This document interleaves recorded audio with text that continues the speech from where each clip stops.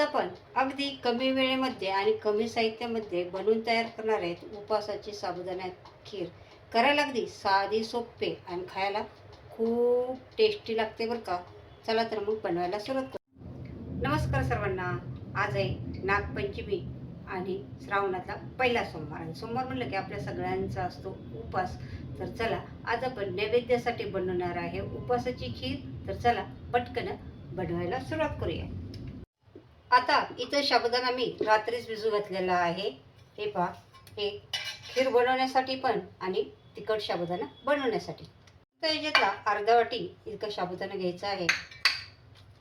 सगळ्यात पहिलं आपल्याला कढई घ्यायची आहे. करायचं आहे अर्धा चमचा इतकं आपल्याला तूप घ्यायचं आहे. आता खिरीसाठी साहित्य बघूया. अर्धा लिटर दूध घेतलेलं आहे, अर्ध्या वाटी साबुदाणा घेतलेला आहे, पाऊण वाटी साखर घेतलेली आहे, आणि 3 बदाम आणि 3 काजू त्याचे काप करून घेतलेले आहेत. आता आपल्याला हे काजू बदामाचे काप थोडेसे हलकेसे क्रंची करून घ्यायचे आहेत. हलकासा कलर चेंज करायचा आहे. आता बघा, हलकासा कलर चेंज झालेला आहे. आता गॅस बंद करायचा आहे आणि आपल्याला हे काप काढून घ्यायचे आहेत. हे पहा, बिलकुल कलर चेंज झालेला नाही आहे, त्याचा हलकासा चेंज केला आहे. आता याच्यामध्ये आपल्याला थोडंसं पाणी घालायचं आहे. अर्धा ग्लास इतकं पाणी घालायचं आहे याच्यामध्ये. आणि इथं आपल्याला घालायची आहे पाववाटी साखर. इथं आपल्याला त्या पाण्याला उकळी येऊन द्यायची आहे. पाणी उकळलं आहे, त्याच्यामध्ये घालायचं आहे आपल्याला हे आता साबुदाणा.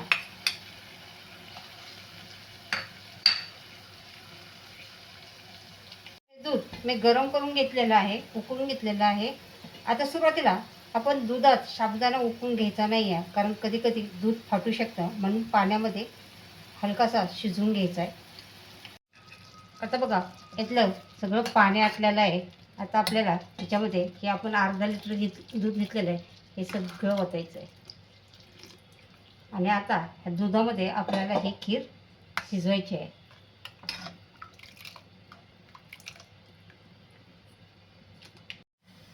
तर याला चांगली उकळी काढायची आहे आणि गॅस कमी करायचा आहे आणि 5 मिनटं चांगले शिजून द्यायचे.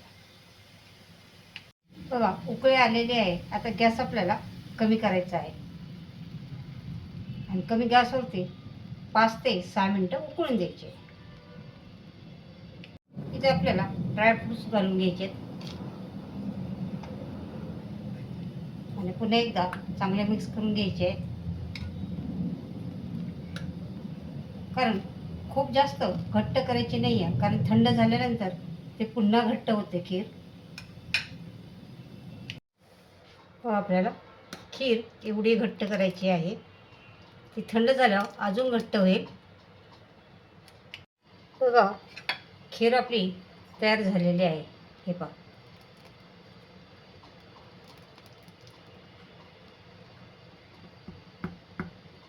चला आता आपण खीर काढून घेऊया. हे पहा,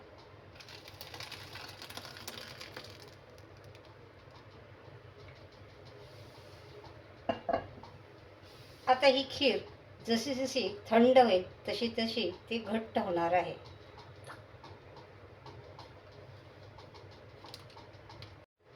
आता याच्यावरून थोडंसं आपण, चला, आपली उपवासाची साबुदाणा खीर तयार झालेली आहे. हे तुम्ही नैवेद्य म्हणून पण दाखवू शकता आणि उपवासाला पण खाऊ शकता. तर चला, रेसिपीला लाईक करा आणि चॅनलला सबस्क्राईब करा.